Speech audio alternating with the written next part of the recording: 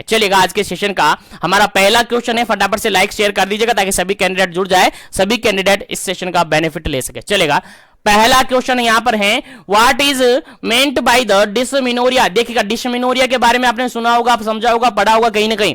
Dysmenorrhoea एक जो menstrual cycles होती हैं जो कि फीमेल्स के अंदर चलती है, एडोलसेंट स्टेज के अंदर स्टार्ट हो जाती है, यानी मेंस्ट्रुअल साइकिल जो मंथली पीरियड्स होते हैं उनसे रिगार्डेड एबनॉर्मलिटीज हैं। तो डिसमिनोरिया से आप क्या समझते हैं? सीधा सा क्वेश्चन यहां पर ये पूछा है कि डिसमिनोरिया होता क्या है। चलेगा, ऑप्शन के अकॉर्डिंग आंसर देना है, यानी डिसमिनोरिया के डेफिनेशन आप क्या लिखेंगे, क्या बताएंगे, क्या होता है डिसमिनोरिया। चलेगा, ऑप्शन के अकॉर्डिंग आंसर आपको देना है। पहला ऑप्शन यहां पर देखिएगा, मेंस्ट्रुअल कंडीशन है characterized by the severe and frequent menstrual cramp and pain associated with the menstruation. Second option है menstrual condition characterized by the severe blood flow during the menstruation. Third option है menstrual condition characterized by the normal blood flow during the menstruation. और fourth option है यहां पर A and B, दोनों option यहां पर correct है। चलेगा, क्या इसका करेक्ट आंसर होगा? आपके अकॉर्डिंग अपना आंसर बताएगा, उसके बाद इसका करेक्ट आंसर मैं आपको बताऊंगा और इसके रिगार्डेड जो भी की पॉइंट्स आपको याद रखने हैं वो सारे कुछ मैं बताऊंगा। और सेशन को कंटिन्यूअसली बने रहेगा, लाइक शेयर करते रहेगा, क्योंकि सेशन मैंने स्टार्ट कर दिया है और सभी तक सेशन पहुंचना चाहिए, इसलिए लाइक शेयर जरूर करना है। चलेगा, अगर हम बात करें इस क्वेश्चन का बिल्कुल करेक्ट आंसर की, इस क्वेश्चन के बिल्कुल करेक्ट आंसर की, तो ऑप्शन नंबर फर्स्ट बिल्कुल करेक्ट आंसर होगा, क्योंकि डिसमिनोरिया के अंदर जो DYS है, DYS जनरली एबनॉर्मल के लिए आता है और डिफिकल्टी के लिए आता है, जनरली आप सबको याद होगा। तो यहां पर मेंस्ट्रुअल कंडीशन है जो कि कैरेक्टराइज्ड है बाय सीवियर और frequent cramp and abdominal pain. देखिएगा, सिंपल सा क्वेश्चन यहां पर है, डिसमिनोरिया है तो वहां पर सीवियर और फ्रीक्वेंटली क्रैम्प होगा और पेन देखने को मिलेगा, किसके साथ? मेंस्ट्रुएशन के साथ। तो मेंस्ट्रुएशन के साथ अगर सीवियर और फ्रीक्वेंटली पेन और क्रैम्प देखने को मिल रहा है, that condition is known as dysmenorrhoea. याद रखिएगा, इंपॉर्टेंट है। अगर हम बोले कि सीवियर ब्लड फ्लो हो रहा है तो इसको अपन डिसमिनोरिया नहीं कहेंगे, अगर नॉर्मल ब्लड फ्लो हो रहा है तो इसको अपन डिसमिनोरिया नहीं कहेंगे। किसको कहेंगे? जहां पर क्रैम्प हो रहे हैं, जहां पर पेन हो रहा है, ऐसी कंडीशन को क्या कहेंगे? डिसमिनोरिया कहेंगे। क्रैम्प और पेन किसके साथ? मेंस्ट्रुएशन के साथ, यानी मेंस्ट्रुअल पीरियड के साथ अगर पेन हो रहा है, क्रैम्प हो रहा है, that condition is known as dysmenorrhoea. लेकिन क्रैम्प और पेन तो जनरली भी होते हैं, नॉर्मली भी होते हैं, लेकिन सीवियर और फ्रीक्वेंट बोला ना, यही तो बात है, यही तो आपको याद रखना है, सीवियर और फ्रीक्वेंट। ठीक है, तो इस क्वेश्चन का राइट आंसर क्या होता है? आपका ऑप्शन नंबर फर्स्ट। उम्मीद है समझ में आ गया होगा। तो आगे बढ़ जाते हैं फटाफट से नेक्स्ट क्वेश्चन पर, क्योंकि क्वेश्चन सारे हमें करने हैं, सिलेबस फटाफट से कवर करने हैं। Specially Rajasthan CHO candidate focus करें, क्योंकि उनका एग्जाम आ चुका है, फिक्स है डेट उनका 25 फरवरी को उनका एग्जाम है। ठीक है, चलेगा, नेक्स्ट क्वेश्चन की बात करते हैं। नेक्स्ट क्वेश्चन यहां पर है, टाइप ऑफ डिसमिनोरिया। डिसमिनोरिया जो अभी जस्ट अपन ने पढ़ा है, डिसमिनोरिया क्या होता है? डिसमिनोरिया एक मेंस्ट्रुअल कंडीशन होती है जिसके अंदर सीवियर और फ्रीक्वेंटली क्रैम्प और पेन देखने को मिलता है। सीवियर, फ्रीक्वेंटली पेन और क्रैम्प देखने को मिलता है मेंस्ट्रुएशन के साथ में। तो उसके टाइप यहां पर पूछे, क्या क्या टाइप्स उसके हो सकते हैं। पहला ऑप्शन यहां पर है स्टेज फर्स्ट डिसमिनोरिया और stage second dysmenorrhoea. Second option है प्राइमरी डिसमिनोरिया और सेकेंडरी डिसमिनोरिया। थर्ड ऑप्शन है इनिशियली डिसमिनोरिया और एक्सट्रीम डिसमिनोरिया। और फोर्थ ऑप्शन है नन ऑफ दी अबव।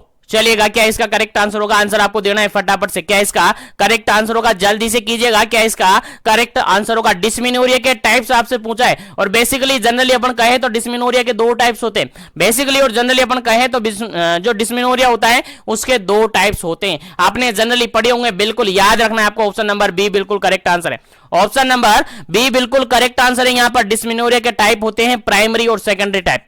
कैसे होते हैं? प्राइमरी और सेकेंडरी टाइप। अगर बात करें डिसमिनोरिया में प्राइमरी टाइप कौन सा होता है, प्राइमरी डिसमिनोरिया क्या होता है, तो प्राइमरी डिसमिनोरिया डायरेक्टली रिलेटेड होता है आपकी एज पर, डायरेक्टली रिलेटेड होता है फीमेल की एज पर। ये एज के अकॉर्डिंग डिसमिनोरिया देखने को मिलेगा, एज के अकॉर्डिंग डिसमिनोरिया देखने को मिलेगा। यानी अर्ली, अगर अर्ली मिनार्की हुई है, अर्ली मिनार्की, मिनार्की मतलब जानते हो ना, मिनार्की जानते हो ना, नहीं जानते तो याद रखेगा, मिनार्ची मतलब होता है फर्स्ट मेंस्ट्रुअल साइकिल, यानी मेंस्ट्रुअल साइकिल का या मेंस्ट्रुअल पीरियड का इनिशियली आना, वो होता है आपका मिनार्की, यानी फर्स्ट मेंस्ट्रुअल साइकिल होता है, उसको जनरली अपन मिनार्की कहते हैं। तो अगर अर्ली स्टेज के अंदर, अर्ली एज के अंदर अगर मिनार्की आ चुकी है तो उसके कारण से भी डिस्मिनोरिया देखने को मिलता है। अगर एज से रिलेटेड है तो आपका डायरेक्टली आंसर जाएगा कि किससे रिगार्डेड है, प्राइमरी डिस्मिनोरिया से रिगार्डेड। उसके अलावा यहां पर को नॉर्मल और नेचुरल यहां पर कोजेज होंगे, ठीक है, लेकिन अगर कोजेज क्या है, मेडिकल कंडीशन कोजेज है। क्वेश्चन आया हुआ है प्रीवियसली एग्जाम के अंदर, बीपीसीसीएचएन के एग्जाम के अंदर प्रीवियसली क्वेश्चन आया हुआ है कि अगर डिस्मिनोरिया हुआ है मेडिकल कंडीशन के रिगार्डेड, अगर मेडिकल कंडीशन से एसोसिएटेड होकर डिस्मिनोरिया हुआ है, ब्लीडिंग हो रही है, एब्डोमिनल क्रैम्प हो रहा है, सीवियर एब्डोमिनल क्रैम्प के साथ पेन हो रहा है, तो कौन सा डिस्मिनोरिया होगा? आपका डायरेक्टली आंसर क्या जाएगा सर? मेडिकल कंडीशन जहां आ गई वहां आपको डायरेक्टली समझ जाना है कि सेकेंडरी डिस्मिनोरिया होगा, सेकेंडरी डिस्मिनोरिया होगा, डायरेक्टली आपको याद रखना है, ठीक है। तो अगर बात करें इस क्वेश्चन का करेक्ट आंसर की तो आपको समझ में आ गया। डिस्मिनोरिया की अगर अपन बात करते हो तो डिस्मिनोरिया के बेसिकली दो टाइप्स होते हैं। पहला टाइप होता है दैट इज अ प्राइमरी, और सेकंड टाइप होता है दैट इज अ सेकेंडरी। तो प्राइमरी और सेकेंडरी टाइप्स होते हैं डिस्मिनोरिया के। याद रखेगा इस क्वेश्चन का राइट आंसर क्या होता है आपका? ऑप्शन नंबर बी बिल्कुल करेक्ट आंसर होता है, primary dysmenorrhoea and secondary dysmenorrhoea. चलिएगा आगे बढ़ते हैं नेक्स्ट क्वेश्चन पर। नेक्स्ट क्वेश्चन आपके सामने काफी इंपोर्टेंट, काफी जबरदस्त क्वेश्चन है, देखिएगा। थर्ड नंबर क्वेश्चन कहता है the main symptom of the dysmenorrhoea. Dysmenorrhoea के मेन सिम्टम क्या क्या देखने को मिलते हैं? डिस्मिनोरिया के मेन सिम्टम क्या क्या देखने को मिलते हैं? लेडी को क्या क्या पता चलता है डिस्मिनोरिया अगर होता है तो लेडी के अंदर क्या क्या क्लिनिकल फीचर देखने को मिलते हैं? आंसर आपको देना है। पहला ऑप्शन यहां पर देखिएगा, pain concentrated in lower abdomen, lower abdomen के अंदर पेन हो रहा है, इन अम्लाइकल रीजन के अंदर हो रहा है, सुप्रा प्यूबिक रीजन के अंदर हो रहा है ऑफ द एब्डोमन, और में radiated to thigh and lower back, जो कि रेडिएट हो जाता है, जो कि पेन कहां पर हुआ है? लोअर एब्डोमन में हुआ है, अम्लाइकल रीजन के अंदर हुआ है, सुप्रा प्यूबिक रीजन के अंदर हुआ है, और वो रेडिएट हो रहा है थाई और लोअर बैक के अंदर। सेकेंड ऑप्शन यहां पर है pain in upper and lower extremities, pain आपकी अपर और लोअर एक्सट्रीमिटीज के अंदर हो रहा है। थर्ड ऑप्शन यहां पर pen in upper abdomen, upper and lower extremities, यानी एब्डोमन में हो रहा है, कहां पर? अपर एब्डोमन में हो रहा है, उसी के साथ अपर और लोअर एक्सट्रीमिटीज के अंदर भी हो रहा है। फोर्थ ऑप्शन है यहां पर नन ऑफ दी अबव। चलेगा आंसर आपको बताना है क्या इसका करेक्ट आंसर है। मेन सिम्टम ऑफ डिस्मिनोरिया आपको याद रखना है, क्वेश्चन पूछा जा सकता है। अगर डिस्मिनोरिया के मेन सिम्टम अपन देखें तो डिस्मिनोरिया के अंदर जो जनरली पेन देखने को मिलता है और वो रेडिएशन के साथ मिलता है, यानी रेडिएट होता है, तो इस क्वेश्चन का अगर बिल्कुल करेक्ट आंसर अपन देते तो ऑप्शन नंबर फर्स्ट देते हैं। ऑप्शन नंबर फर्स्ट बिल्कुल करेक्ट आंसर है, क्योंकि यहां पर जो पेन देखने को मिलता है, जो पेन देखने को मिलता है वो कैसा होता है? देखिएगा, पेन जो देखने को मिलता है वो कैसा होता है आपको याद रखना है। सबसे पहले तो पेन जो होता है कंसंट्रेटेड होता है, कहां पर? लोअर एब्डोमन के अंदर। पेन सबसे पहले तो आपको याद रखना है कहां पर होता है? लोअर एब्डोमन में होता है, या फिर अम्लाइकल रीजन के अंदर होता है, या फिर हम कहें कि सुप्रा प्यूबिक रीजन के अंदर होता है। उसके बाद ये रेडिएट होता है, यानी ट्रांसफर हो जाता है लोअर एब्डोमन से या अम्लाइकल रीजन से थाई के अंदर चला जाता है, थाई से लोअर बैक के अंदर चला जाता है। अगर इस टाइप का पेन देखने को मिल रहा है, that condition is known as dysmenorrhoea. तो डिस्मिनोरिया के जनरल क्लिनिकल फीचर की बात करें तो पेन होता है आपके लोअर एब्डोमन के अंदर, आपके अम्लाइकल रीजन के अंदर, आपके सुप्रा प्यूबिक रीजन के अंदर, और बाद में वो रेडिएट हो जाता है, थाई के अंदर चला जाता है, और थाई के बाद वो लोअर बैक के अंदर चला जाता है। तो ये आपका डिस्मिनोरिया का क्लिनिकल फीचर हो गया, जो कि आपको याद रखना है, क्वेश्चन आपसे पूछा जा सकता है। चलिएगा आगे बढ़ते हैं नेक्स्ट क्वेश्चन पर। नेक्स्ट क्वेश्चन आपका फोर्थ नंबर क्वेश्चन क्या कहता है? देखिएगा, क्वेश्चन समझ में आना चाहिए तभी आंसर आएगा, और मैं कह रहा हूं 100% बिल्कुल आपका पेपर यहीं से सेट होगा, तो बिल्कुल परेशान नहीं होगा। कंटिन्यूअसली कंसंट्रेशन के साथ समझ कर पढ़िएगा, समझ कर देखिएगा, समझ के दिमाग में बिठाइएगा, क्योंकि आपको एग्जाम में यही क्वेश्चन मिलेंगे। चलेगा, फोर्थ क्वेश्चन की बात करें तो फोर्थ क्वेश्चन यहां पर है most common cause of secondary dysmenorrhoea. चलेगा, बताइएगा डिस्मेनोरिया के रिगार्डेड क्वेश्चन है और उसका सेकेंडरी डिस्मेनोरिया के रिगार्डेड क्वेश्चन पूछा है कि सेकेंडरी डिस्मेनोरिया के रिगार्डेड अगर अपन बात करें तो मोस्ट कॉमनली कोज कौन सा देखने को मिलता है, सबसे मोस्ट कॉमन किसके कारण से डिस्मेनोरिया देखने को मिलता है। और सेकेंड टाइप का पहला ऑप्शन यहां पर देखिएगा एंडोमेट्रियोसिस, सेकेंड ऑप्शन है pelvic inflammatory diseases, third option है यूटेराइन फाइब्रोइड और फोर्थ ऑप्शन है सर्वाइकल नेरोइंग। चलिएगा जल्दी से आपको आंसर बताना है कि सेकेंडरी डिस्मेनोरिया का मोस्ट कॉमन कोज क्या होता है। चलिएगा, और जनरली मैंने आपसे कहा है सेकेंडरी डिस्मेनोरिया का रीजन क्या है, मेडिकल रीजन है। मेडिकल कंडीशन, कोई ना कोई मेडिकल कंडीशन लेडी के अंदर अराइज होगी तभी जाकर आपको जनरली डिस्मेनोरिया देखने को मिलेगा। अब चाहे यहां पर हार्मोन का लेवल बढ़े या फिर चाहे कोई मेडिकल कंडीशन यानी कोई एनाटॉमिकली इंफेक्शन वगैरह हो, किसी भी कारण से हो सकता है, लेकिन मेडिकल कंडीशन यहां पर हो जाती है। तो अगर यहां पर इस क्वेश्चन का बिल्कुल करेक्ट आंसर अपन देखें तो यहां पर देखिएगा, अगर जनरली बात करें तो एंडोमेट्रियोसिस के कारण से भी होता है, पीआईडी के कारण से भी आपका सेकेंडरी डिस्मेनोरिया हो सकता है, यूटेराइन फाइब्रोइड के कारण से भी हो सकता है और सर्वाइकल नेरोविंग के कारण से भी आपका डिस्मेनोरिया देखने को मिल सकता है। लेकिन अगर इनमें से भी कहे कि मोस्ट कॉमनली किसके कारण से होता है तो आपका आंसर होता है ऑप्शन नंबर फर्स्ट। आपका आंसर होता है ऑप्शन नंबर फर्स्ट, एंडोमेट्रियोसिस के कारण से आपका सेकेंडरी डिस्मेनोरिया देखने को मिलता है, मोस्ट कॉमन कोज माना जाता है। याद रखिएगा, बिल्कुल याद रखिएगा, आपको याद होना चाहिए एंडोमेट्रियोसिस के कारण से आपका सेकेंडरी डिस्मेनोरिया देखने को मिलता है। चलिएगा आगे बढ़ते हैं, सेशन को लाइक शेयर करते रहेगा, जो भी कैंडिडेट जुड़े हुए हैं सेशन को लाइक शेयर सबको करना है ताकि सभी तक सेशन पहुंचे। और जो भी कैंडिडेट पहली बार विजिट कर रहा है सेशन को जरूर से लाइक शेयर करके चैनल को जरूर से सब्सक्राइब कर लीजिएगा ताकि इसी तरीके से कंटिन्यू सेशन आपको मिले। चलेगा, यहां पर नेक्स्ट क्वेश्चन की बात करते हैं अपन, 5 नंबर 5th नंबर क्वेश्चन की बात करते हैं। और 5th नंबर क्वेश्चन यहां पर क्या कहता है, 5th नंबर क्वेश्चन यहां पर यह कहता है कि प्रीमेंस्ट्रुअल सिंड्रोम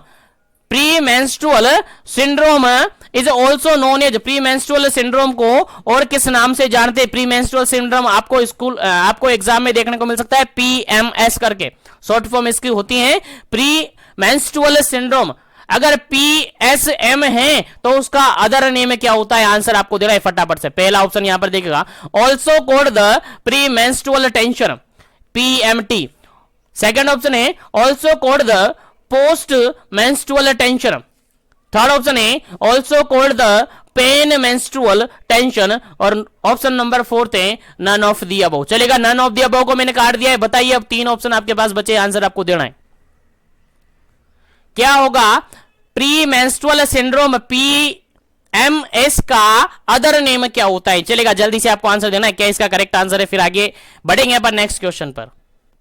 चलिएगा, यहां पर बिल्कुल करेक्ट आंसर की अगर अपन बात करते हैं, करेक्ट आंसर की अगर अपन बात करते हैं तो यहां पर बिल्कुल करेक्ट आंसर होता है आपका option number first, pre menstrual tension होता है। Pre menstrual tension PMT, pre menstrual syndrome का अदर नेम होता है प्री मेंस्ट्रुअल टेंशन। याद रखिएगा क्या होता है, प्री मेंस्ट्रुअल टेंशन होता है, भूलना नहीं है, काफी इंपॉर्टेंट है आपके एग्जाम पॉइंट ऑफ व्यू से। चलेगा, आगे बढ़ते हैं नेक्स्ट क्वेश्चन पर। नेक्स्ट क्वेश्चन आपके सामने काफी इंपॉर्टेंट है, देखिएगा 6 नंबर क्वेश्चन है और 6 नंबर, उम्मीद करता हूं क्वेश्चन पूरा विजिबल हो रहा होगा, कहीं कट रहा हो तो बता दीजिएगा ताकि थोड़ा सा सही कर ले उसको। चलेगा,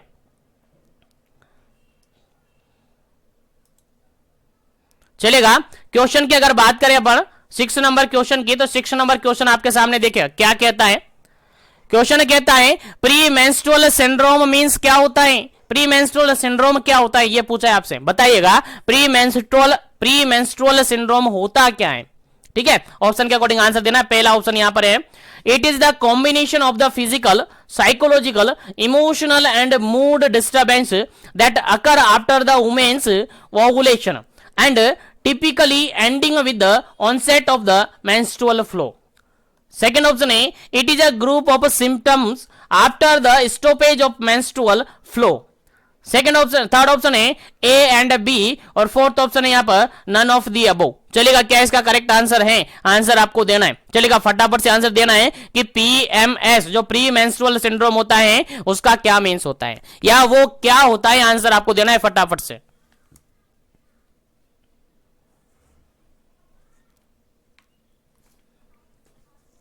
चलेगा। यहां पर आपसे इस क्वेश्चन का अगर बिल्कुल करेक्ट आंसर पूछे, बिल्कुल करेक्ट आंसर पूछे तो आपका ऑप्शन नंबर फर्स्ट बिल्कुल करेक्ट आंसर होगा।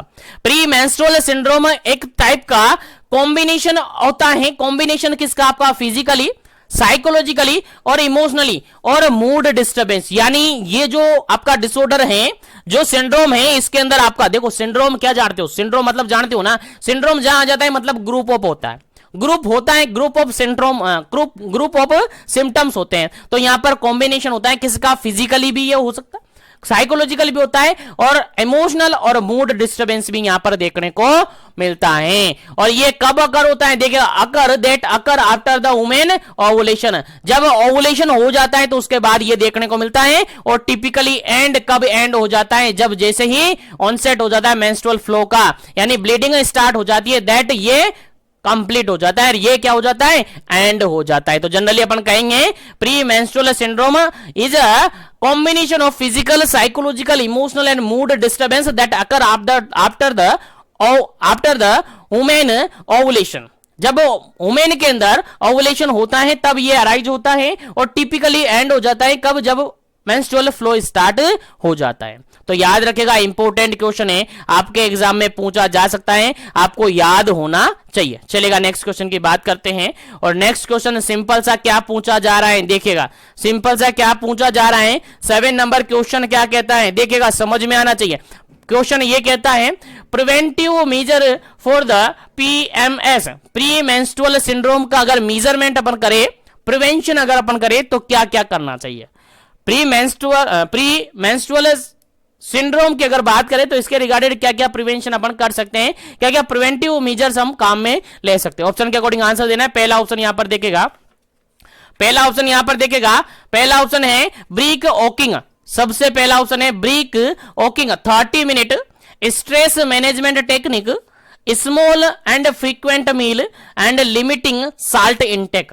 सेकेंड ऑप्शन है यहां पर food should be high in complex carbohydrate and reach in the calcium multivitamin supplement daily and limit the caffeine and alcohol etc। और fourth option यहां पर देखेगा both A and B, और third option यहां पर देखेगा नन ऑफ दी अबव। चलेगा, अब आंसर आपको देना है कि क्या इसका करेक्ट आंसर होगा। जल्दी कीजिएगा, क्या इसका करेक्ट आंसर होगा? पहला option, second option, third option, fourth option, फटाफट से आंसर दीजिएगा।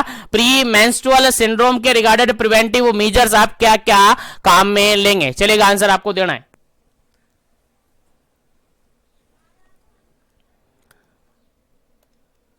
चलेगा, इस क्वेश्चन का अगर बिल्कुल करेक्ट आंसर अपन देखें तो ऑप्शन नंबर सी होगा। यहां पर ए और बी दोनों ही करेक्ट है, ए और बी दोनों ही करेक्ट है। यहां पर अगर बात करें प्री मेंस्ट्रुअल सिंड्रोम है तो हमें ब्रीक वॉकिंग करनी चाहिए, कितना? 30 मिनट तक ब्रीक वॉकिंग करनी चाहिए। इसमें आप साइकिलिंग कर सकते हैं, स्विमिंग कर सकते हैं और उसके अलावा एरोबिक जो एक्टिविटीज होती है वो कर सकते हैं। उसके अलावा आप यहां पर स्ट्रेस मैनेजमेंट टेक्निक काम में लेंगे, जिससे आपका स्ट्रेस क्या होगा? कम होगा, क्योंकि प्री मेंस्ट्रुअल सिंड्रोम है डायरेक्टली डिप्रेशन और स्ट्रेस से रिगार्डेड भी है, क्योंकि इसके अंदर जो सीरोटोनिन न्यूरोट्रांसमीटर है, सीरोटोनिन जो केमिकल है वो भी अफेक्ट होता है। याद रखेगा, क्वेश्चन आया हुआ है प्रीवियसली एग्जाम के अंदर कि जो प्री मेंस्ट्रुअल सिंड्रोम है उसमें कौन सा न्यूरोट्रांसमीटर जो केमिकल्स होता है वो शामिल होता है या अफेक्ट करता है। तो आपका डायरेक्टली आंसर क्या जाएगा? सीरोटोनिन। याद रखेगा, इंपॉर्टेंट है। तो यहां पर स्ट्रेस मैनेजमेंट टेक्निक्स आप काम में लेंगे। उसके अलावा स्मॉल और फ्रीक्वेंटली मील आप लेंगे और साल्ट इनटेक को आप क्या करेंगे? लिमिट कर देंगे, साल्ट नहीं लेंगे ज्यादा। उसके अलावा सेकेंड ऑप्शन में food should be high in complex carbohydrate वाला फूड आप लेंगे। उसके अलावा रीच इन कैल्शियम, कैल्शियम वाला फूड लेंगे। मल्टीविटामिन सप्लीमेंट लेंगे डेली और लिमिट कर देंगे आप कॉफी और अल्कोहल को। ठीक है, अगर ये सारा कुछ करेंगे तो आपका पीएमएस होने के चांसेस कम हो जाते हैं। ठीक है, तो यहां पर दोनों ही ऑप्शन बिल्कुल करेक्ट है, इसलिए आपका आंसर क्या हो जाता है? ऑप्शन नंबर सी बिल्कुल करेक्ट आंसर हो जाता है। उम्मीद है समझ में आ गया होगा। तो आगे बढ़ता हूं मैं नेक्स्ट क्वेश्चन पर, और नेक्स्ट क्वेश्चन आपके सामने आ गया है, देखिएगा। Which brain chemical said to the associated with the premenstrual syndrome? चलेगा, आंसर बता दीजिएगा। अभी थोड़ी देर पहले मैंने आपको बता दिया है कि brain chemical said to be the associated with the premenstrual syndrome। जो पीएमएस होता है यानी प्री मेंस्ट्रुअल सिंड्रोम होता है, इसके रिगार्डेड अगर अपन बात करें तो कौन सा ब्रेन केमिकल और ब्रेन केमिकल बोले तो न्यूरोट्रांसमीटर कौन सा रेस्पॉन्सिबल है, फटाफट से आंसर दीजिएगा। पहला ऑप्शन यहां पर है सीरोटोनिन, सेकंड ऑप्शन है एसिटाइल कोलिन, थर्ड ऑप्शन है यहां पर डोपामिन और फोर्थ ऑप्शन है यहां पर एपिनेफ्रिन। चलिएगा आंसर बताइएगा, इंपोर्टेंट है, स्टार बना लीजिएगा, आपके एग्जाम में पूछा जा सकता है। प्रीवियसली बीपीसीसीएचएन के regarded same to same as it is question पूछा हुआ है, आप देख सकते हैं प्रीवियसली एग्जाम पेपर उठाकर। चलिएगा इस क्वेश्चन का राइट आंसर क्या होगा, फटाफट से आंसर देना है, फिर आगे बढ़ेंगे अपन नेक्स्ट क्वेश्चन पर। चलिएगा जल्दी कीजिएगा, क्या इसका करेक्ट आंसर होगा। चलिए इस क्वेश्चन का बिल्कुल करेक्ट आंसर है, that is option number first serotonin. अभी बोला मैंने सीरोटोनिन हो सकता है, सीरोटोनिन होता है क्योंकि यहां पर जो फीमेल है उसका मूड और डिप्रेशन भी अफेक्ट होता है, क्योंकि सीरोटोनिन का लेवल यहां पर एबनॉर्मल देखने को मिलता है। और ऐसी कंडीशन में फिर यहां पर आप अगर मैनेजमेंट करते हैं तो एंटी डिप्रेसेंट मेडिसिन देते हैं, एंटी डिप्रेसेंट मेडिसिन देते हैं, याद होगा आपको, नहीं याद है तो याद रखिएगा, एंटी डिप्रेसेंट मेडिसिन यहां पर देते हैं। उसमें कौन सी SSRI SSRI मेडिसिन आप यहां पर देते हैं, SSRI मेडिकेशन यहां पर देते हैं। सेलेक्टिव सीरोटोनिन रीअपटेक इनहिबिटर यहां पर देते हैं, जिसके अंदर जनरली फ्लुक्सेटिन जो होती हैं वो दी जाती है। याद रखेगा, इंपॉर्टेंट क्वेश्चन है, आपके एग्जाम में पूछी जा सकते हैं। उसके अलावा सर्टेलिन जिसको जोलप्ट के नाम से आती है वो यहां पर अवेलेबल करवाई जाती है। याद रखिएगा, यहां पर इंपॉर्टेंट क्वेश्चन है आपके एग्जाम पॉइंट ऑफ व्यू से। चलेगा आगे बढ़ते हैं, नेक्स्ट क्वेश्चन की बात करते हैं। नेक्स्ट क्वेश्चन सिंपल सा क्या पूछा है देखिएगा, vaginal discharge means, vaginal discharge को आप क्या समझेंगे, क्या होता है वेजाइनल डिस्चार्ज। चलिए मीनिंग समझा दीजिए इसका मीनिंग आपको पूछा है, फटाफट से आंसर दीजिएगा, क्या इसका करेक्ट आंसर होगा। पहला ऑप्शन यहां पर देखिएगा, secretion from the vagina and that can vary in consistency, colour and smell. Second option है blood flow during the menstruation. Third option है white discharge from the vagina और फोर्थ ऑप्शन है none of the above. चलेगा, क्या इसका correct answer है, vaginal discharge से आप क्या समझते हैं। चलेगा बताइएगा, सबको पता होगा, सब जानते होंगे इसके बारे में, वेजाइनल डिस्चार्ज के बारे में सबको पता होगा। नहीं याद है तो फटाफट से बताइएगा, अभी मैं बताऊंगा, जिसको याद नहीं है थोड़ा पेशेंस रखेगा, जिसको याद है फटाफट से अपना आंसर लगाइएगा। अभी बताऊंगा मैं कि वेजाइनल डिस्चार्ज का एक्चुअल मीनिंग क्या होता है। चलेगा, इस क्वेश्चन की अगर हम बात करते हैं, 9 नंबर क्वेश्चन की बात करते हैं, तो ऑप्शन नंबर यहां पर फर्स्ट बिल्कुल करेक्ट आंसर होता है। फर्स्ट बिल्कुल करेक्ट आंसर होता है। जनरली अपन कहें वेजाइनल डिस्चार्ज मींस कह सकते हैं सिक्रेशन फ्रॉम द वेजाइना। देखिए वेजाइनल डिस्चार्ज की बात की जा रही तो वेजाइना से ही तो सिक्रेशन होगा, वेजाइनल डिस्चार्ज की बात की जा रही तो सिक्रेशन कहां से होगा, वेजाइना से होगा। तो वेजाइना से क्या होता है, सिक्रेशन होता है। And that the can worry, जो कि अलग अलग तरीके से हो सकता है इन द कंसिस्टेंसी, यानी उस डिस्चार्ज की कंसिस्टेंसी अलग अलग हो सकती है, उस डिस्चार्ज की कंसिस्टेंसी अलग अलग हो सकती है, उस डिस्चार्ज का कलर अलग अलग हो सकता है और उस डिस्चार्ज का स्मेल अलग अलग हो सकता है। वो डिपेंड करता है कि डिस्चार्ज किस कारण से हो रहा है, डिस्चार्ज किस कारण से हो रहा है। तो जनरली अपन कहते हैं वेजाइनल डिस्चार्ज, कह सकते हैं कि secretion from the vagina that worry in consistency, colour और स्मेल, जो कि अलग अलग कलर का हो सकता है, अलग अलग कंसिस्टेंसी उसकी हो सकती है, अलग अलग स्मेल उसके अंदर हो सकता है। तो उम्मीद करता हूं समझ में आ गया होगा इस क्वेश्चन का आंसर। तो बिल्कुल करेक्ट आंसर है option number A, option number A बिल्कुल करेक्ट आंसर है। ठीक है, तो वेजाइनल डिस्चार्ज होता है, सिक्रेशन होता है, जिसकी कंसिस्टेंसी अलग अलग हो सकती है, कलर अलग अलग हो सकता है और स्मेल भी यहां पर डिफरेंट हो सकती है। अगर ऐसा फ्लो हो रहा है, ऐसा सिक्रेशन हो रहा है, तो हम कहेंगे कि सर वेजाइनल डिस्चार्ज हो रहा है। क्या हो रहा है जी, वेजाइनल डिस्चार्ज हो रहा है। चलिएगा आगे बढ़ते हैं नेक्स्ट क्वेश्चन पर। अब बात करते हैं, देखिएगा जैसी बात की थी अभी लास्ट क्वेश्चन में, वैसा ही क्वेश्चन आ गया। If vaginal discharge is cloudy yellow colour, अगर वेजाइनल डिस्चार्ज कैसे कलर का है, क्लाउडी और येलो कलर का है, तो आप क्या सस्पेक्ट करेंगे कि उसके अंदर कौन सा इंफेक्शन हुआ है। चलेगा आंसर बताएगा, क्या इसका करेक्ट आंसर है। और याद रखिएगा इंपॉर्टेंट है, आपके एग्जाम में पूछा जा सकता है। अगर क्लाउडी और येलो कलर का वेजाइनल डिस्चार्ज हो रखा है तो हम क्या कंसीडर करेंगे। पहला ऑप्शन यहां पर गोनोरिया, सेकेंड ऑप्शन है यहां पर ट्राइकोमोनियोसिस, थर्ड ऑप्शन यहां पर ईस्ट इन्फेक्शन और फोर्थ ऑप्शन यहां पर नन ऑफ दी अबव। चलेगा, क्या इसका करेक्ट आंसर होगा। जल्दी से आपका आंसर बताना है कि अगर क्लाउडी और येलो कलर का वेजाइनल डिस्चार्ज हो रहा है तो हम क्या सस्पेक्ट करेंगे कि उसके अंदर कैसा इन्फेक्शन है, कैसा इन्फेक्शन है? तो सर आपका डायरेक्टली आंसर जाएगा, सर आपका डायरेक्टली आंसर जाएगा कि सर उसको गोनोरिया हुआ है। क्या हुआ है जी? उसको गोनोरिया हुआ है। और गोनोरिया जब होता है, गोनोरियल इन्फेक्शन जो होता है, गोनोरियल इन्फेक्शन जो होता है उसमें जो कलर होता है वेजाइनल डिस्चार्ज का वो कैसा होता है? क्लाउडी और येलो होता है। याद रखिएगा, इंपॉर्टेंट है, आपके एग्जाम में एजटीज पूछा जा सकता है। येलो और क्लाउडी कलर का अगर वेजाइनल डिस्चार्ज है तो कौन सा इन्फेक्शन है? आपका आंसर जाएगा सर गोनोरिया है। अब यहां से आपको थोड़ा सा याद रख लेना है कि अगर गोनोरिया होता है तो पेशेंट के अंदर, गोनोरिया होता है तो पेशेंट के अंदर जो लोअर एब्डोमेन पेन है, लोअर एब्डोमेन है, उसके अंदर पेन देखने को मिलता है, पेन इन लोअर एब्डोमेन। उसके अलावा जो पीरियड्स के अंदर ब्लीडिंग होती है वो देखने को मिल सकती है। उसके अलावा यूरिनरी इनकॉन्टिनेंस यहां पर देखने को मिलती है। याद रखेगा, लोअर एब्डोमेन हाईलाइट कर लीजिएगा, एग्जाम में पूछा जा सकता है। तो जनरली आपको समझ में आ गया, क्लाउडी और येलो कलर का अगर वेजाइनल डिस्चार्ज हो रहा है, दैट आप क्या कंसीडर करेंगे कि उसको क्या हो रखा है? गोनोरिया हो रखा है। याद रखिएगा, याद रखिएगा, याद रखिएगा, बार बार बोल रहा हूं, याद होना चाहिए, आपके एग्जाम में पूछा जा सकता है। चलेगा, नेक्स्ट क्वेश्चन की बात करते हैं। नेक्स्ट क्वेश्चन आपका 11 नंबर का है। 11 नंबर क्वेश्चन कहता है, if the vaginal discharge is white grey colour, अगर वेजाइनल डिस्चार्ज कैसा है? व्हाइट और ग्रे कलर का है। कैसा है? व्हाइट और ग्रे कलर का है। तो बताइएगा क्या सस्पेक्ट आप करेंगे?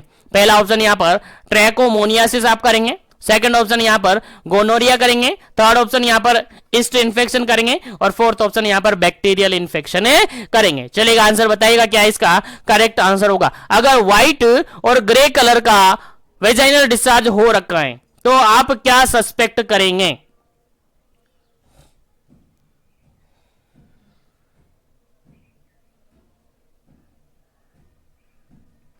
चलेगा, चलेगा। अगर यहां पर बिल्कुल करेक्ट आंसर की अपन बात करें, अगर वेजाइनल डिस्चार्ज कैसा हो रखा है? व्हाइट और ग्रे कलर का हो रखा है, तो आपका डायरेक्टली आंसर जाएगा सर बैक्टीरियल इन्फेक्शन है। उसको क्या है सर?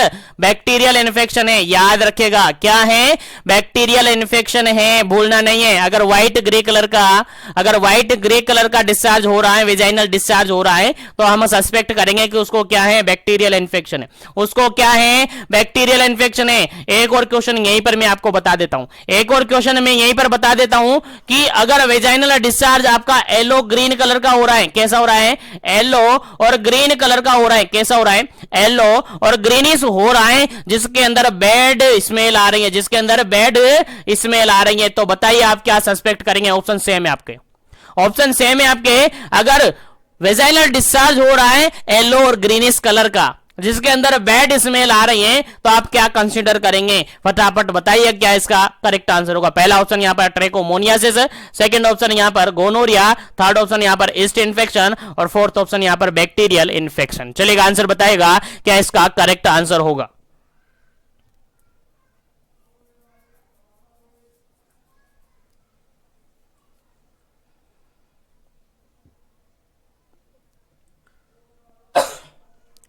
चलेगा, यहां पर अगर बिल्कुल करेक्ट आंसर की बात अपन करते हैं तो ऑप्शन नंबर फर्स्ट बिल्कुल करेक्ट आंसर होता है, ट्रैकोमोनियासिस होगा। क्या होगा जी? ट्रैकोमोनियासिस होगा।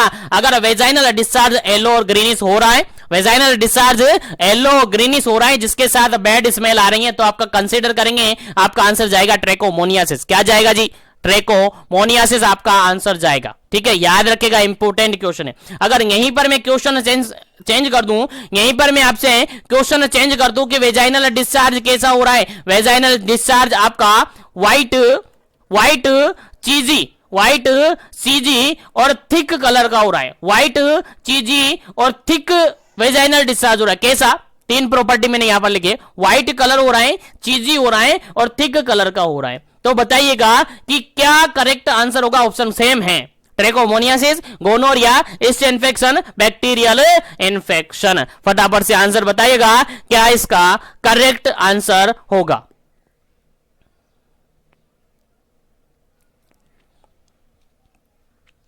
चलेगा। यहां पर अगर बिल्कुल करेक्ट आंसर की बात करें तो इसका आंसर होता है option number C, yeast infection होगा। ईस्ट इन्फेक्शन जब भी होता है तो जो डिस्चार्ज होता है जनरली व्हाइट कलर का ही होता है, लेकिन थिक होता है, व्हाइट कलर का ही होता है लेकिन थिक और चीजी होता है। याद रखेगा, इंपॉर्टेंट क्वेश्चन है, व्हाइट कलर का होगा, थिक होगा और चीजी होगा, याद रखेगा, इंपॉर्टेंट क्वेश्चन है। और एक लास्ट क्वेश्चन यहीं पर मैं आपको बताता हूं, लास्ट क्वेश्चन यहीं पर मैं आपको बताता हूं, याद होना चाहिए। अगर वेजाइनल डिस्चार्ज पिंक कलर का देखने को मिल रहा है, वेजाइनल डिस्चार्ज पिंक कलर का देखने को मिल रहा है, तो आप क्या कंसीडर करेंगे? तो आप कंसीडर करेंगे कि that is lochia, that is lochia या लोकिया, जो कि आफ्टर प्रेगनेंसी देखने को मिलता है। परप्यूरम पीरियड के अंदर लोकिया देखने को मिलता है, लोकियल डिस्चार्ज देखने को मिलता है अगर पिंक कलर का क्या हो रहा है, डिस्चार्ज देखने को मिल रहा है। तो याद रखिएगा, इंपॉर्टेंट क्वेश्चन है। यहां से जो भी क्वेश्चन पूछे जाने हुए वो मैंने आपको बता दिए, जो भी क्वेश्चन पूछे जाने हैं वो मैंने आपको बता दिए। अगर एक और क्वेश्चन में यहीं पर मेंशन कर दूं आपके लिए, अगर एक और क्वेश्चन में यहीं पर मेंशन कर दूं कि वेजाइनल डिस्चार्ज ब्लीडी हो रहा है, वेजाइनल डिस्चार्ज ब्लीडी और ब्राउन कलर का हो रहा है, तो बताइए क्या कंसीडर करेंगे? वेजाइनल डिस्चार्ज अगर ब्लडी और ब्राउन कलर का हो रहा है तो आप क्या कंसीडर करेंगे? तो आप कंसीडर करेंगे यहां पर, आप कंसीडर करेंगे यहां पर कि इररेगुलर मेंस्ट्रुअल साइकिल है। क्या है? इररेगुलर मेंस्ट्रुअल साइकिल के कारण से देखने को मिल रहा है, या फिर सर्वाइकल कैंसर देखने को मिल रहा है, या फिर सर्वाइकल कैंसर यहां पर देखने को मिल रहा है। इस कारण से यहां पर ब्लीडी और ब्राउन कलर का डिस्चार्ज देखने को मिल रहा है। उम्मीद है समझ में आ गए होंगे यहां तक के सारे क्वेश्चन। तो मैं आगे बढ़ता हूं नेक्स्ट क्वेश्चन पर, उम्मीद है सारे क्वेश्चन समझ में आ गए हैं। तो सेशन को एक बार से लाइक शेयर कर दीजिएगा ताकि सभी तक सेशन पहुंच जाए और सभी सेशन का बेनिफिट ले सके, सभी को सेशन का बेनिफिट हो, ये मेरा टारगेट है। इसी के साथ नेक्स्ट क्वेश्चन की बात करते हैं, और जो भी कैंडिडेट जुड़े हैं चैनल को जरूर से सब्सक्राइब कर लीजिएगा ताकि इसी तरीके से कंटिन्यू सेशन आपको मिलते रहे। चलेगा, नेक्स्ट क्वेश्चन है आपका 12 नंबर क्वेश्चन, और 12 नंबर क्वेश्चन क्या कहता है देखिएगा, समझिएगा, काफी इंपोर्टेंट क्वेश्चन है 12 number. Causes of vaginal discharge, चलेगा, बताइएगा वेजाइनल डिस्चार्ज के कारण क्या क्या हो सकते हैं, ऑप्शन के अकॉर्डिंग आंसर दीजिएगा। ऑप्शन समझ में आने चाहिए, ऑप्शन काफी सारे लगाए मैंने ताकि आपको याद रहे। इनमें से अगर कोई भी ऑप्शन बन के आए, देखिए इतने बड़े ऑप्शन तो वहां पर मिलेंगे नहीं आपको लगता है बिल्कुल इतने बड़े ऑप्शन वहां पर मिलेंगे नहीं, ठीक है, इतने बड़े ऑप्शन वहां पर मिलेंगे नहीं, लेकिन आपको सारे मेंशन इसलिए करवाए ताकि आपको पूरा याद रह जाए, क्योंकि मॉड्यूल्स को अगर एक एक ऑप्शन करके आपको अवेलेबल करवाए तो काफी सारे क्वेश्चन हो जाते हैं, इसलिए सारे एक साथ आपको अवेलेबल करवाए जा रहे हैं। चलेगा, पहला ऑप्शन यहां पर देखेगा, emotional stress, ovulation, pregnancy, breast feeding, vaginitis, antibiotic steroid use, diabetes, pelvic inflammatory disease, vaginal atrophy, STD, birth control pills. पहला ऑप्शन यहां पर है, पहला ऑप्शन है यह है कि वेजाइनल डिस्चार्ज के कारण क्या है। सेकंड ऑप्शन आप देखेगा, सेकंड ऑप्शन यहां पर है vaginitis, antibiotic use, steroid use, diabetes, PID, pelvic inflammatory disease, vaginal atrophy, STD, birth control pills. और थर्ड ऑप्शन यहां पर ए एंड बी, और फोर्थ ऑप्शन है यहां पर नन ऑफ दी अबव। चलेगा, क्या इसका करेक्ट आंसर है? उम्मीद है सभी को पता चल गया है, क्योंकि जनरली वेजाइनल डिस्चार्ज अगर पेल्विक ऑर्गन के अंदर अगर इन्फेक्शन हो जाता है तो उनके कारण से हो सकता है, उसके अलावा कोई एसटीडी है तो उसके कारण से हो सकता है। तो यहां पर अगर बिल्कुल करेक्ट आंसर की बात करें ना अपन, तो बिल्कुल ऑप्शन नंबर सी होगा, क्योंकि यहां पर फर्स्ट और सेकंड ऑप्शन दोनों ही करेक्ट है, फर्स्ट और सेकंड ऑप्शन दोनों ही करेक्ट है। तो याद रखिएगा, इंपॉर्टेंट क्वेश्चन है, यहां से क्वेश्चन आपसे पूछा जा सकता है। चलिएगा, आगे बढ़ते हैं नेक्स्ट क्वेश्चन पर, और नेक्स्ट क्वेश्चन आपके सामने काफी इंपॉर्टेंट है, 13 नंबर क्वेश्चन है। 13 नंबर क्वेश्चन क्या कहता है देखिएगा, 13 नंबर क्वेश्चन कहता है what meant by the mastitis. Mastitis जो होती है उसका मीनिंग क्या होता है? चलेगा, बताइएगा। मास्टाइटिस आप सबको पता है, मास्टाइटिस किससे रिलेटेड है? फटाफट से आंसर दीजिएगा। पहला ऑप्शन यहां पर infection of muscle, second option है infection of joint, third option है इन्फेक्शन ऑफ बोन, और फोर्थ ऑप्शन है infection of the tissue of the breast that occur the mostly frequently during the time of the breast feeding. चलेगा, answer आपको बताना है क्या इसका करेक्ट आंसर होगा। मास्टाइटिस जनरली होता क्या है, आंसर आपको बताना है फटाफट से, क्या इसका करेक्ट आंसर होगा।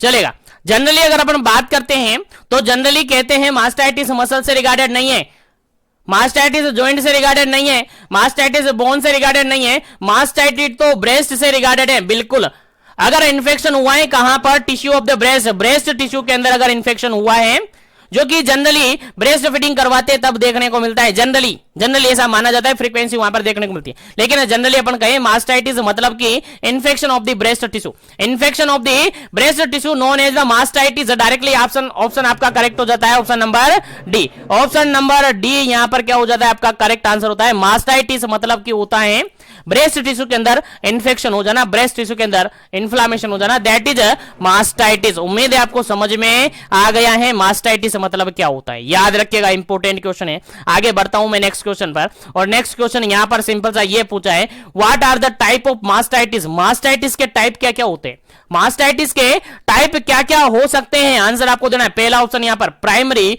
Mastitis and secondary mastitis. Second option है preventive mastitis and non preventive mastitis. Third option है परप्यूरल मास्टाइटिस और नॉन परप्यूरल मास्टाइटिस, और फोर्थ ऑप्शन है नन ऑफ दी अबव। चलेगा, मास्टाइटिस का मतलब आपको समझ में आ गया, मास्टाइटिस का मतलब मैंने आपको बता दिया है। अब यहां पर पूछा है टाइप ऑफ मास्टाइटिस, मास्टाइटिस के टाइप क्या क्या होते हैं। फटाफट से आंसर दीजिएगा, मेंशन कीजिएगा अपना आंसर, फिर आगे बढ़ेंगे इस क्वेश्चन का राइट आंसर देखकर, क्योंकि इस क्वेश्चन का राइट आंसर मैंने प्रीवियसली सेशन के अंदर, सॉरी प्रीवियसली क्वेश्चन के अंदर ही बता दिया है। अगर कंसंट्रेशन के साथ थे, कंसंट्रेशन के साथ बने थे तो 100% आपको क्वेश्चन भी समझ में आ गया और आंसर भी समझ में आ गया और आप आंसर भी दे पाएंगे। चलेगा, जल्दी कीजिएगा क्या इसका करेक्ट आंसर होगा।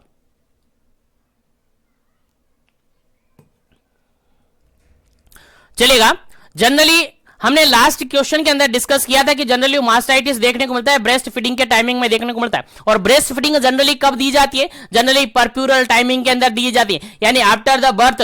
बेबी का जैसे ही बर्थ हो जाता है तो परप्यूरल टाइमिंग स्टार्ट हो जाता है। कब तक स्टार्ट होता है सर, 6 वीक तक। 6 वीक तक आपका परप्यूरल टाइमिंग होता है, यानी 42 डेज तक आपका परप्यूरल टाइम होता है। अगर 42 डेज तक यानी 6 वीक तक अगर इन्फेक्शन हो गया है ब्रेस्ट टिश्यू के अंदर, दैट इज परप्यूरल मास्टाइटिस। और अगर 6 वीक के बाद या 6 वीक से पहले बिना प्रेगनेंसी अगर क्या हुआ है, इन्फेक्शन हो गया है, तो उसको नॉन परप्यूरल मास्टाइटिस कहेंगे। तो बिल्कुल अगर करेक्ट आंसर की अपन बात करें तो मास्टाइटिस के अगर टाइप्स की अगर अपन बात करें तो जनरली इसके टाइप्स होते हैं नॉर्मली मास्टाइटिस, परप्यूरल मास्टाइटिस और नॉन परप्यूरल मास्टाइटिस। याद रखिएगा, 2 टाइप्स इसके होते हैं, परप्यूरल मास्टाइटिस और नॉन परप्यूरल मास्टाइटिस। याद रखिएगा, ऑप्शन नंबर सी बिल्कुल करेक्ट आंसर है इस क्वेश्चन का। ऑप्शन नंबर सी बिल्कुल करेक्ट आंसर है इस क्वेश्चन का। चलेगा, आगे बढ़ते हैं नेक्स्ट क्वेश्चन पर, और नेक्स्ट क्वेश्चन की बात करते हैं। सिंपल सा 15 नंबर क्वेश्चन है।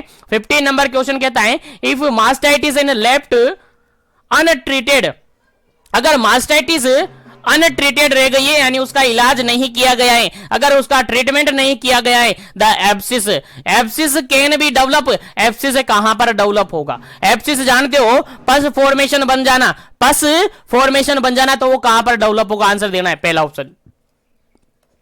ऑप्शन यहां पर ब्रेस्ट टिश्यू के अंदर, सेकंड ऑप्शन यहां पर मसल्स के अंदर, थर्ड ऑप्शन यहां पर बोन के अंदर, फोर्थ ऑप्शन यहां पर नन ऑफ द अबव के अंदर। फोर्थ ऑप्शन मैंने काट दिया, 3 ऑप्शन आपके पास है। अगर मास्टाइटिस को ट्रीट नहीं किया गया, अनट्रीटेड वो रह गया है, तो पस फॉर्मेशन बनेगा, एब्सिस बनेगा उसके अंदर, तो कहां पर बनेगा, किस पार्ट के अंदर बनेगा, तो आपका आंसर क्या जाएगा। उम्मीद है सभी को पता है, सभी को याद है, तो ज्यादा टाइम यहां पर वेस्ट नहीं करेंगे, आगे बढ़ेंगे। क्वेश्चन का आंसर बता दियो, चलेगा। ऑप्शन नंबर फर्स्ट बिल्कुल करेक्ट आंसर है। ब्रेस्ट टिश्यू के अंदर जनरली क्या होगा, मास्टाइटिस को रिलेटेड किससे करते हैं अपन, ब्रेस्ट टिश्यू से करते हैं। मास्टाइटिस क्या होता है सर, ब्रेस्ट टिश्यू से रिगार्डेड है, और ब्रेस्ट टिश्यू के अंदर अगर मास्टाइटिस हुआ है, इन्फेक्शन हुआ है, अगर उसका ट्रीटमेंट नहीं किया गया है, तो उसके अंदर क्या हो जाएगा, एब्सिस बनने लगेगा, यानी पस फॉर्मेशन होने लगेगा। क्या होने लगेगा, पस फॉर्मेशन उसके अंदर होने लगेगा, और पस फॉर्मेशन कहां पर होगा, ब्रेस्ट टिश्यू के अंदर होगा। बिल्कुल करेक्ट आंसर होता है ऑप्शन नंबर ए, बिल्कुल करेक्ट आंसर है इस क्वेश्चन का। उम्मीद है सबको समझ में आ रहा होगा, बिल्कुल लाइक शेयर करते रहेगा ताकि सभी तक क्वेश्चन पहुंचते रहे।